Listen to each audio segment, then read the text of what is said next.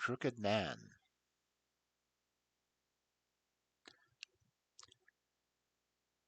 One summer night, a few months after my marriage, I was seated in my own hearth, smoking a last pipe and nodding over a novel, for my day's work had been an exhausting one.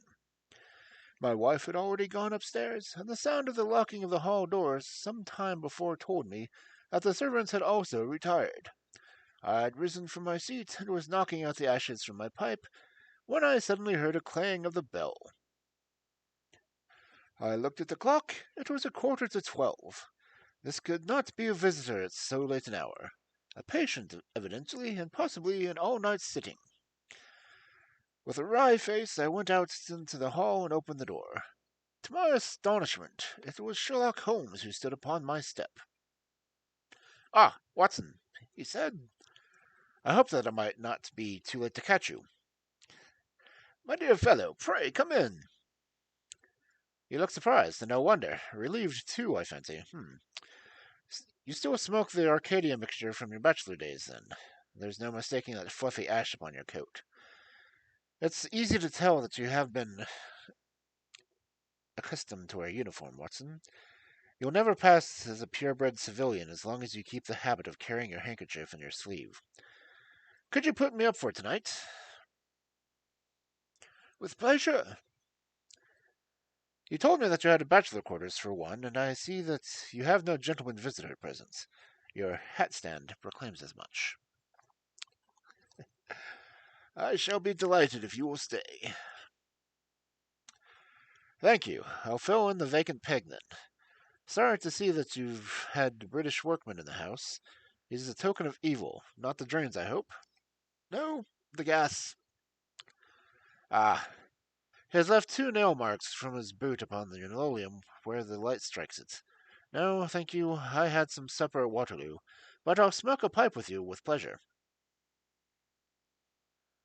I handed him my pouch, and he seated himself opposite to me, and smoked for some time in silence.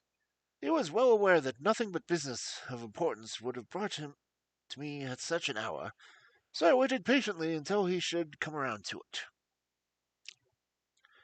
I've had a busy day. I see that you've been professionally rather busy just now, said he, glancing very keenly across me. Yes, I've had a busy day, I answered. It may seem very foolish to your eyes, I added, but really I don't know how you deduced it. Holmes chuckled to himself. I have the advantage of knowing your habits, my dear Watson, said he. When your round is a short one, you walk, and when it is a long one, you use the hansom. And as I perceive that your boots, although used, are by no means dirty, I cannot doubt that you are at present busy enough to justify a hansom. Excellent, I cried. Elementary, said he.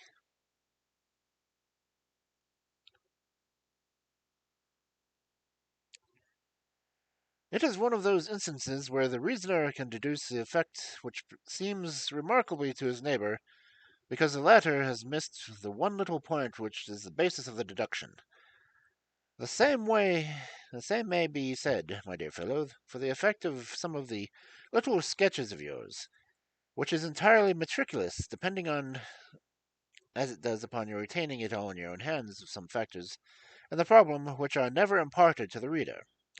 Now, at present, I am in the position of these same readers, for I hold in this hand several threads of one of the strangest cases which ever perplexed a man's brain, and yet I lack one or two which are needful to complete my theory. But I'll have them, Watson. I'll have them. His eyes kindled, and a slight flush sprang into his thin cheeks. For an instant the veil had lifted upon his keen, intense nature, but for an instant only. When I glanced again at his face, he had resumed that red Indian composure which had made so many regard him as a machine rather than a man. The problem presents features of interest, said he. I may even say exceptional features of interest. I have already looked into the matter, and have come, as I think, within sight of my solution.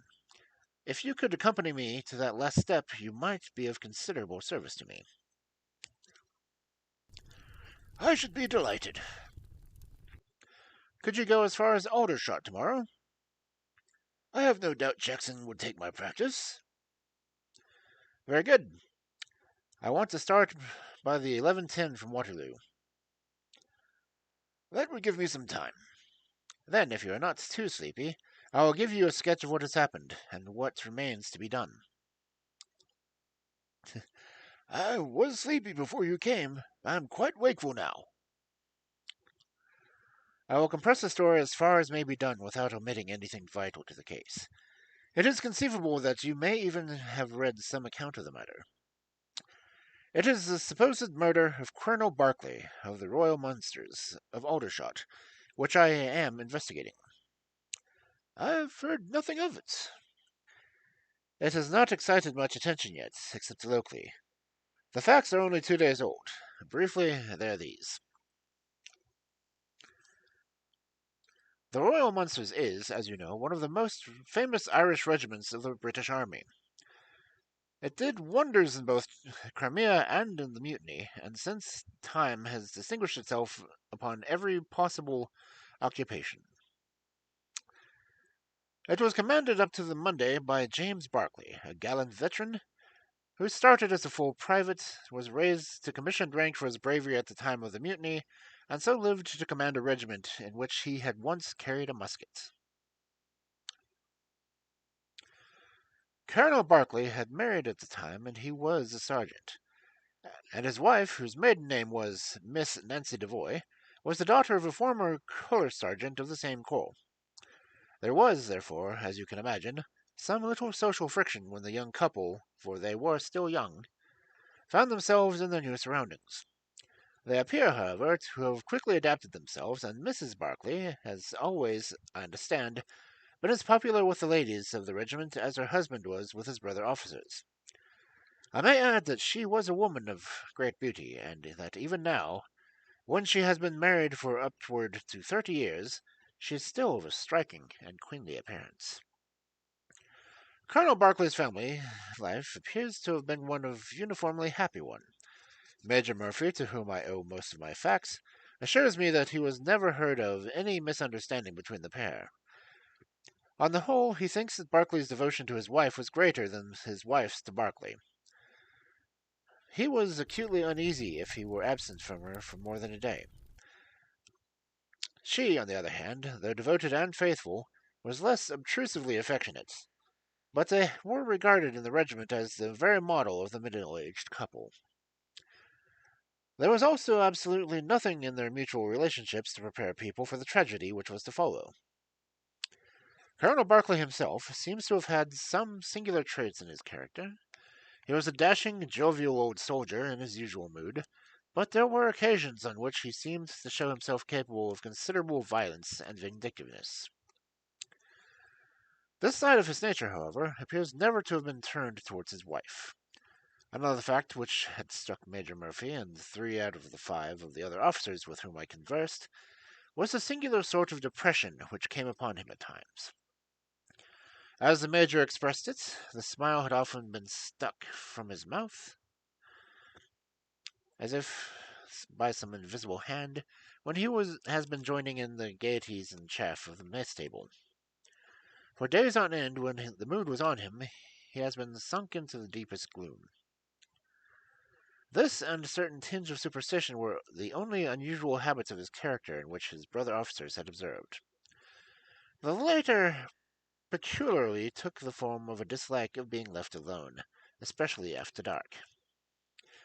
The puerile feature in the nature of which this conspicuously manly had often given rise to comment and conjecture. The first battalion of the Royal Munsters, which is the old 117th, has been stationed at Aldershot for some years. The married officers live out of the barracks, and the colonel has during all his time occupied a villa called La Chine, about half a mile from the north camp. The house stands in its way on its own grounds, but the west side of it is more than 30 yards from the high road.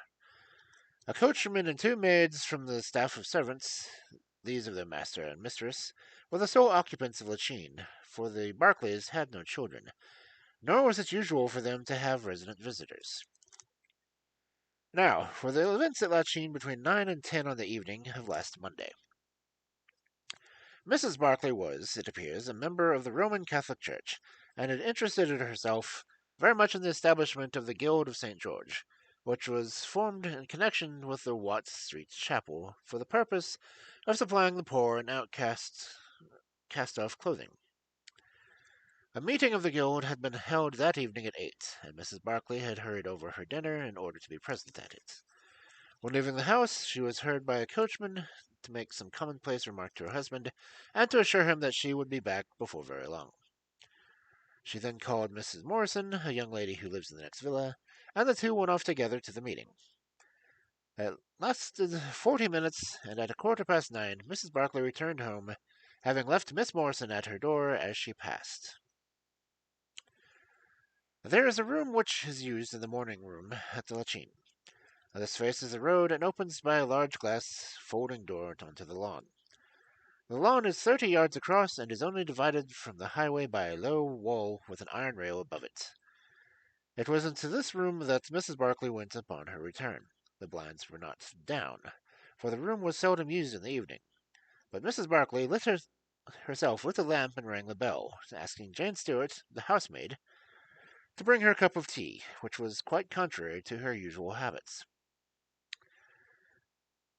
The colonel had been sitting in the dining room, but hearing that his wife had returned, he joined her in the morning room. The coachman saw him across the hall and entered. He was never seen alive again. The tea which had been ordered was brought up by the end of 10 minutes, but the maid, as she approached the door, was surprised to hear the voices of her master and mistress in a furious altercation. She knocked without receiving any answer, and even turned the handle, but only to find that the door was locked upon the inside.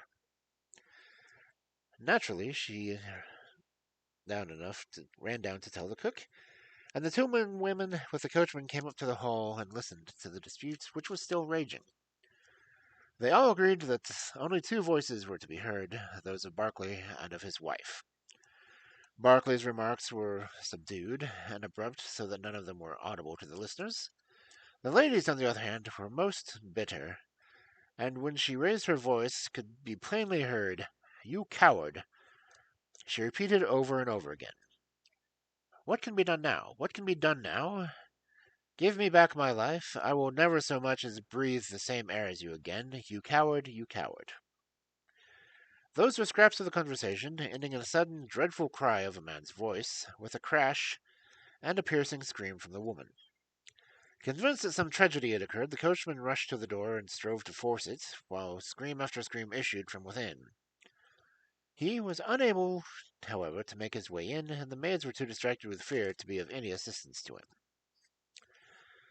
A sudden thought struck him, however, and he ran through the hall door and around the lawn, which had the long French doors open.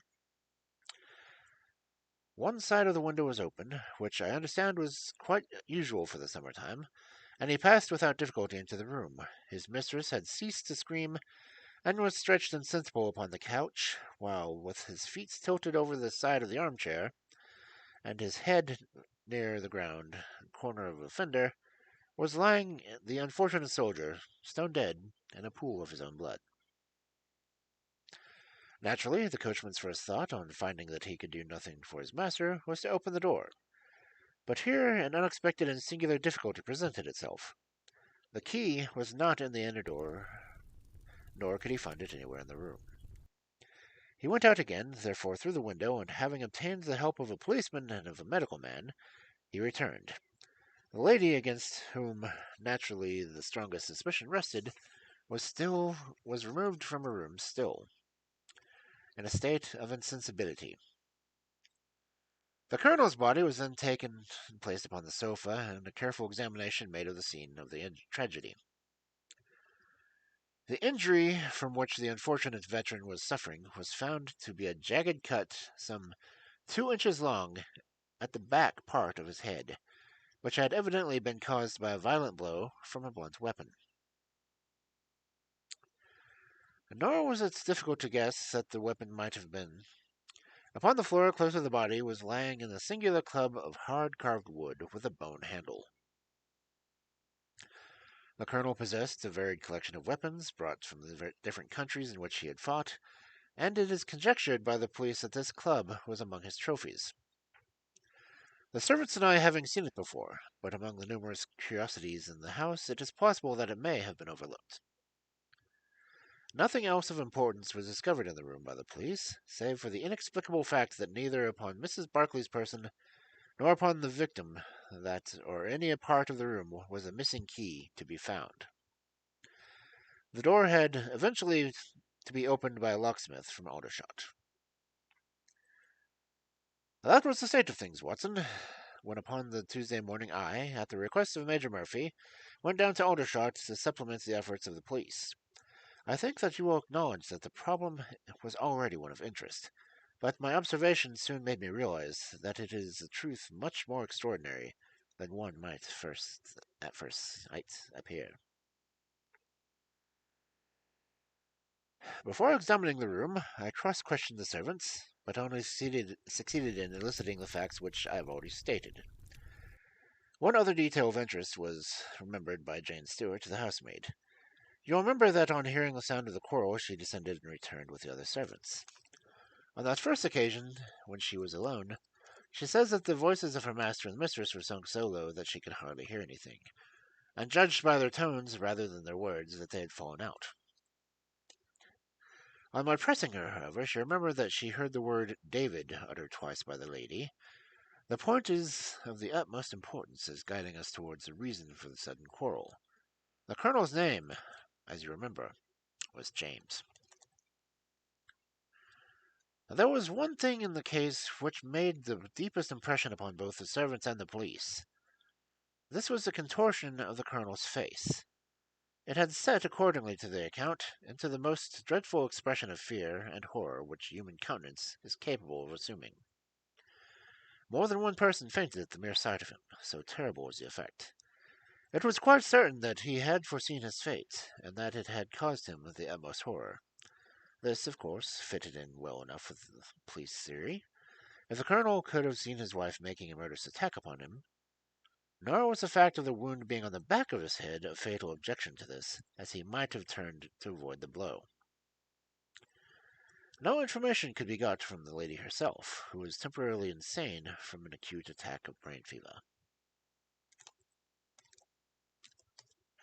From the police, I learned that Miss Morrison, who you remember went out that evening with Mrs. Barclay, denied having any knowledge of what had caused the ill humor in which her companion had returned. Having gathered these facts, Watson, I smoked several pipes over them, trying to separate those which were crucial from others which were merely incidental. There could be no question that the distinctive and suggestive point in the case was the singular disappearance of the door key. A most careful search had failed to discover it in the room, therefore it must have been taken from it. But neither the colonel nor the colonel's wife could have taken it. That was perfectly clear. Therefore, a third person must have entered the room. And that third person could have only come through the window. It seemed to me that the careful examination of the room and of the lawn might reveal some traces of that mysterious individual. You know my methods, Watson. There was not one of them in which I did not apply to the inquiry. And it ended by discovering traces, but very different ones from those which I had expected. There had been a man in the room, and he had crossed the lawn coming from the road. I was able to obtain 5 clear impressions of his footmarks, one on the roadway itself, one at the point he had climbed the little wall, 2 on the lawn, and 2 very faint ones upon the stained boards near the window where he had entered. He had apparently rushed across the lawn, for his toe marks were much deeper than his heels. But it was not the man who surprised me. It was his companion. His companion?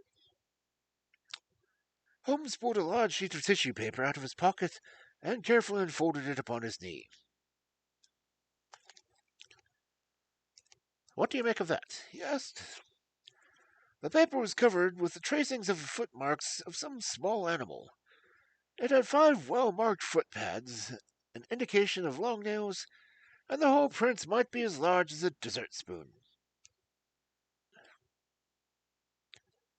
It's a dog, said I. Did you ever hear of a dog running up a curtain? I found distinct traces of this creature had done so. A monkey, then? It is not the print of a monkey. What can it be, then? Neither dog nor cat nor monkey nor any creature that we are familiar with. I have tried to reconstruct it from the measurements. There are 4 prints where the beast has been standing motionless. You see that it is no less than 15 inches from forefoot to hind. And to that, the length of neck and head, and you get the creature not much than 2 feet long. Probably more if there is any tail. But now observe this other measurement. The animal has been moving, and we have the length of its stride. In each case, it is only 3 inches. You have an indication, you see, of a very long body with very short legs attached to it. It has not been considerate enough to leave behind any of its hair, but its general shape must be that as I have indicated, and it can run up a curtain, and it is carnivorous. How do you deduce that? Because it ran up the curtain. A canary's cage was hanging in the window, and its aim seems to have been to get that bird. Then what is the beast?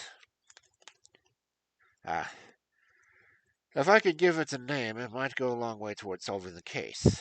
On the whole, it was probably some creature of a weasel or some stoat tribe, and yet it is larger than either of these that I have seen. What does that have to do with the case? That also is still obscure, but we have learned a good deal, you perceive. We know that a man stood on the road looking at the quarrel between the Barclays. The blinds were up and the room lighted. We know also that he ran across the lawn, entered the room, accompanied by a strange animal, and that he either struck the colonel, or it is equally possible that the colonel fell down from sheer fright at the sight of it, and cut his head on the corner of the fender. Finally, we have the curious fact that the intruder carried away the key with him when he left. Your discoveries seem to have left the business more obscure than it was before, said I. Quite so. I undoubtedly showed that the affair was much deeper than it was first conjectured. I thought the matter over, and I came to the conclusion that I must approach the case from another aspect. But really, Watson, I am keeping you up, and I might just as well tell you all this on our way to Aldershot tomorrow. Thank you. You have gone rather far to stop. It is quite certain that when Miss Barclay left the house at 7:30, she was on good terms with her husband. She was never, as I think I have said, ostentatiously affectionate, but she was heard by the coachman shouting at the colonel in a friendly fashion. Now, it was equally certain that immediately on her return she had gone into the room in which she was least likely to see her husband, had flown to the tea, as an agitated woman will, and finally, on his coming to her, had broken into violent recriminations. Therefore, something had occurred between 7:30 and 9 o'clock which had completely altered her feelings towards him. But Miss Morrison had been with her during the whole of that hour and a half. It was absolutely certain, therefore, in spite of her denial, that she must know something about the matter. My first conjecture was that possibly there had been some passages between this young lady and the old soldier, which the former had now confessed to his wife. That would account for the angry return, and also for the girl's denial that anything had occurred. Nor would it entirely incompatible with most of the words overheard. But there was the reference to David, and there was the known affection of the colonel for his wife to weigh against it, to say nothing of the tragic intrusion of this other man, which might, of course, be entirely disconnected with what had gone before. It was not easy to pick one's steps, but on the whole I was inclined to dismiss the idea that there had been anything between the colonel and Miss Morrison, but more than ever convinced that the young lady held the clue to what might have turned Miss Barclay to hatred of her husband. I took the obvious course, therefore, of calling upon Miss M, of explaining to her that I was perfectly certain that she held the facts in her possession, and that assuring her that her friend Mrs. Barclay might find herself on the dock upon the capital charge unless the matter were cleared up. Miss Morrison is a little ethereal slip of a girl, with timid eyes and blonde hair, but I found her by no means wanting for shrewdness and common sense.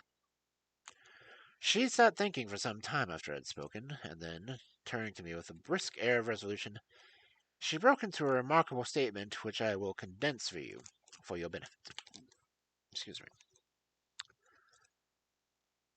I promised my friend that I would say nothing of the matter, and a promise is a promise, said she.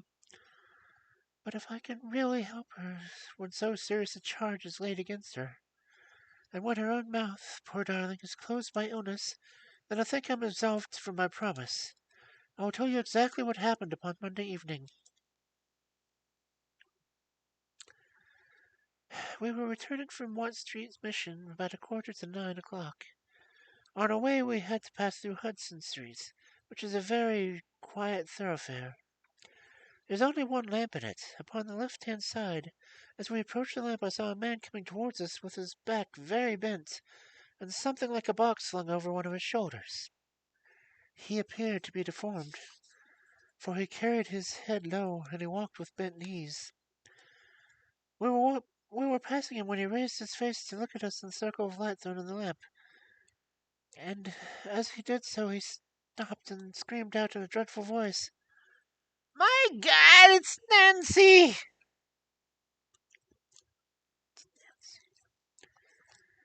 Mrs. Barclay turned as white as death, and would have fallen down if the dreadful-looking creature had not caught hold of her. I was going to call the police, for she, to my surprise, spoke civilly to the fellow. "I thought you'd been dead for 30 years, Henry," she said in a shaking voice. "So I have," said he, and it was awful to hear the tones that he said it in. He had a very dark, fearsome face, and a gleam in his eyes that comes back to me in my dreams. His hair and whiskers were shot with gray, and his face was all crinkled and puckered like a withered apple.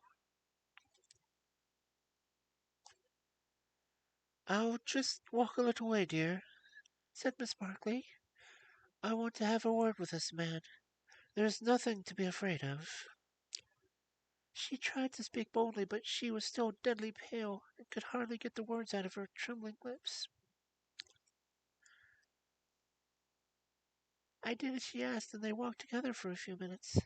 Then she came down the street with her eyes blazing, and I saw the crippled wretch standing in the lamp post and shaking his clenched fist in the air, as if he were mad with rage. She never said a word until we were at the door here, when she took me by the hand and begged me to tell no one of what happened. "It's an old acquaintance of mine who has come down in the world," she said. "When I promised her I would say nothing, she kissed me, and I have never seen her since. I have told you now the whole truth, and I have not withheld it from the police, because I did not realize the danger in which my dear friend stood. I know that it could only be to her advantage that everything should be known." That was a statement, Watson, and to me, as you can imagine, it was like a light on a dark night. Everything which had been disconnected before began at once to assume its true place, and I had a shadowy presentiment of the whole sequence of events. My first step, obviously, was to find the man who produced such a remarkable impression on Mrs. Barclay. If it were so in Aldershot, it should not be a very difficult matter. There are not such a very great number of civilians, and a deformed man was sure to have attracted attention. I spent the day in the search, and by evening, this very evening, Watson, I had run him down. The man's name is Henry Wood, and he lives in lodgings in the name of the same street in which the ladies met him. He has only been 5 days in the place. In the character of registration agent, I had a most interesting gossip with his landlady. The man is by trade a conjurer and performer. going round to the canteens after nightfall and giving little entertainment at each. He carries some creature about with him in the box, which the landlady seemed to be a considerable trepidation, for she had never seen an animal like it. He uses it in some of his tricks according to her account. So much of a woman was able to tell me, and also that was a wonderful that the man lived, seeing how twisted he was, and that he spoke in a strange tongue sometimes, and that for the last 2 nights she had heard him groaning and weeping in his bedroom. He was all right as far as money went, but his apartment he had given her looked like it was in bad flooring. She showed it to me, Watson. It was an Indian rupee. So, now, my dear fellow, you see exactly how we stand and why it is you that I want. It is perfectly plain that after the ladies parted away from this man, that he followed them at a distance, that he saw the quarrel between husband and wife through the window, and he rushed in, and that the creature which he carried in his box got loose. That is all very certain. But is he the only person in this world who can tell us exactly what happened to that room? And do you intend to ask him? Most certainly, but in the presence of a witness. And I am that witness. If you will be so good, if he can clear the matter up. Well and good. If he refuses, we have no alternative but to apply for a warrant. But how do you know he'll be there when we return? You may be sure that I took some precautions. I have one of my Baker Street boys mounting guard over him, who would like to stick him in a burrow and go where he might. We shall find him in Hudson Street tomorrow, Watson, and meanwhile I should be the criminal myself if I kept you out of bed any longer.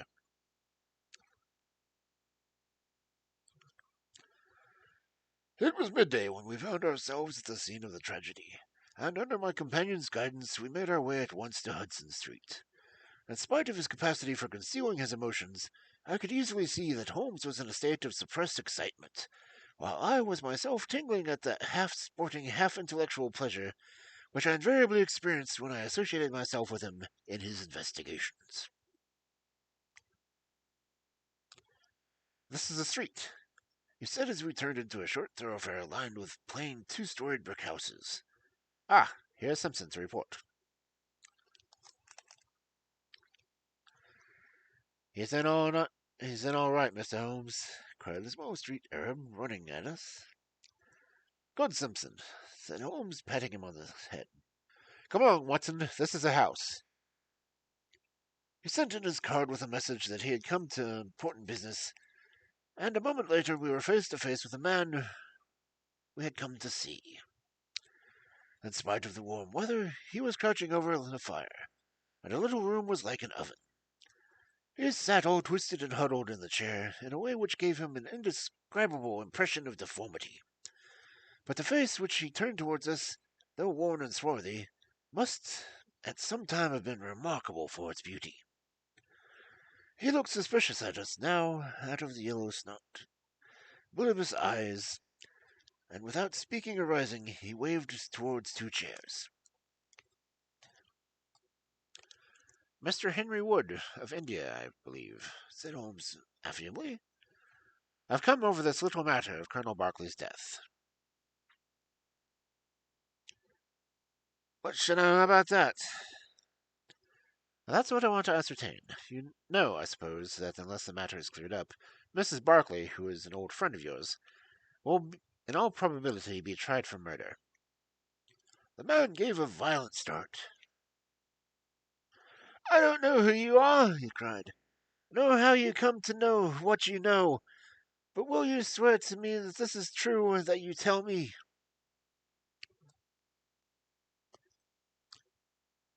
Why, they're only waiting for her to come to her senses to arrest her.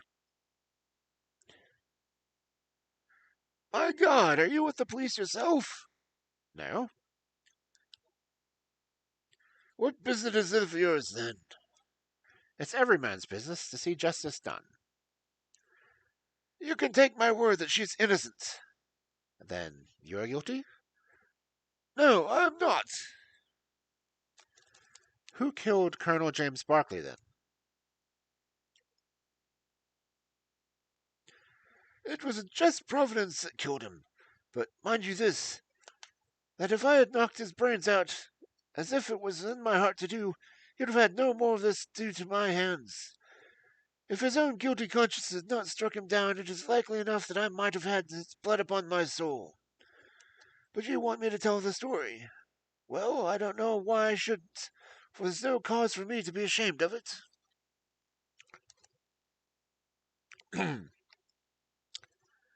It was this way, sir.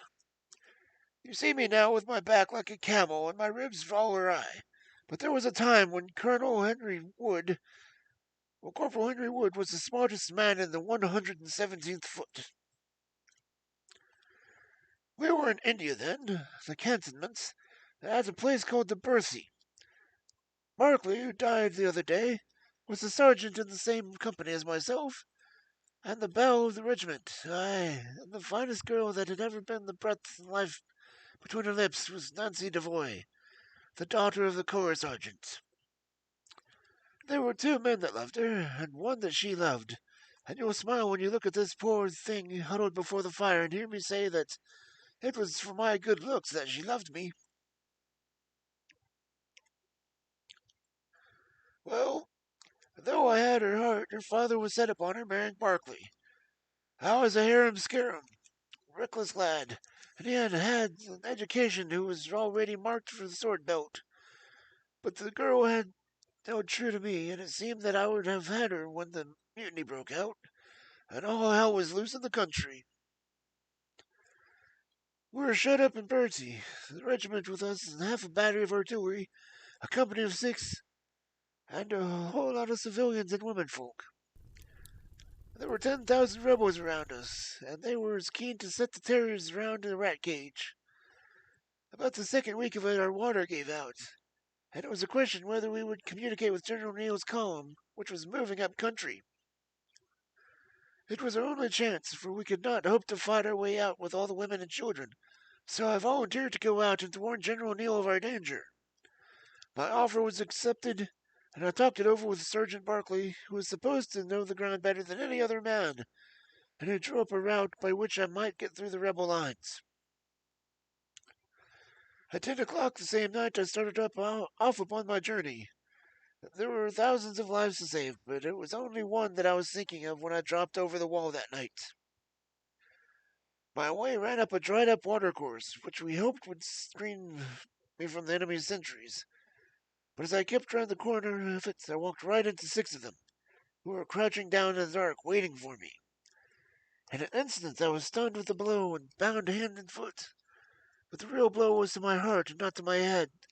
For as I came to, I listened to as much as I could understand of their talk. I heard enough to tell me that my comrade, the very man who had arranged the way that I was to take, had betrayed me by means of a native servants in the hands of the enemy. Well, there's no use for me to dwell on that part of it. You know now what James Barclay was capable of. Bertie was relieved by Neil next day, but the rebels took me away with them in the retreat, and it was many a long year before saw a white face again. I was tortured and tried to get away, and was captured and tortured again. You can see for yourselves the state in which I was left. Some of them that fled into Nepal took me with them. Then afterwards I was set up as Pastor Geeling. The old folk up there murdered the rebels who had me, and I became a slave of theirs for a time until I escaped. But instead of going south, I had to go north until I found myself among the Afghans. There I wandered for many a year, and last came back to the Punjab, where I lived mostly among the natives and picked up a living by conjuring tricks that I had learned. What use was it to me, a wretched cripple, to go back to England and to make myself known to my old comrades?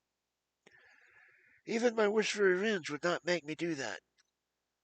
I'd had rather that Nancy and my old pal should think of Harry Wood as having died with a straight back, and see him living and crawling with a stick like a chimpanzee. They never doubted that I was dead, and it meant that they should never. I heard that Barclay had married Nancy, and that he was rising rapidly in the regiment, but even that did not make me speak. But when one gets old, one has a longing for home. For years I had dreamed about the bright green fields and hedges of England. At last I determined to see them before I died. I saved enough to bring me across, and then I came here where the soldiers are. For I know their ways and how to amuse them, and so earned enough to keep me. Your narrative is most interesting, said Sherlock Holmes. I've already heard of your meeting with Mrs. Barclay and of your mutual recognition. You then, as I understand, followed her home and saw through the window the altercation between her husband and her, in which she doubtless cast his conduct to you with his teeth. Your own feelings overcame you, and you ran across the lawn and broke in upon them. I did, sir, and at the sight of me he looked as if I'd never seen a man look before. He went, and over he went with his head into the fender. But he was dead before he fell. I read death on his face as plain as I read the text over the fire. The bare sight of me was like a bullet through his guilty heart. And then? Then Nancy fainted, and I caught up the key in the door in her hand, intending to unlock it and get help. But as I was going, it seemed to be better for me leave it alone and get away, for the next thing might look black upon me. And anyway, my secret would be out if I were taken. In my haste, I thrust the again into my pocket and dropped my stick while I was chasing Teddy, who had run up the curtain. When I got him into his box, from which he had slipped, I was off as fast as I could run. Who's Teddy? Asked Holmes. The man leaned over and pulled up the hutch of the corner. In an instant out slipped a reddish-brown, beautiful creature, thin and lithe, with the legs of a stoat, a long, thin nose, and a pair of the finest red eyes that I have ever seen in an animal's head. "It's a mongoose!" I cried. "Oh, some of them call them that. Some of them call them Ichimon," said the man. "A snake catcher is what I call them, and Teddy is amazingly quick on cobras. I have one here without fangs, and Teddy catches it every night to please the folk of the canteen." Any other points, sir? Well, we may have to apply to see you again.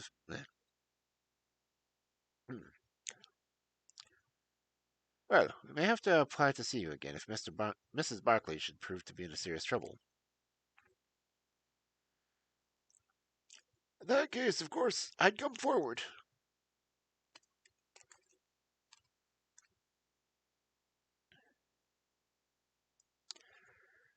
But if not, there's no objection in raking in the scandal against the dead man.